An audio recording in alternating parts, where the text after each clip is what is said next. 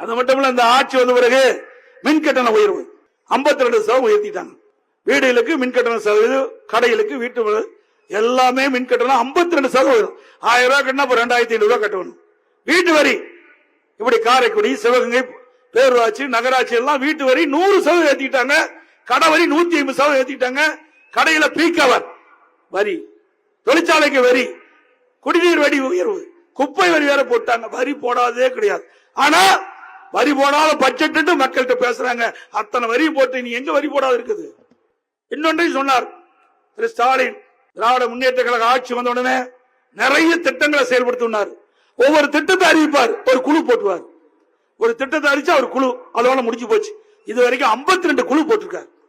இது வரைக்கும் 52 குழு போட்ட ஒரே அரசாங்கம் திரு ஸ்டாலின் தலைமையில் இருக்கின்ற திராவிட மாடல் ஆட்சி.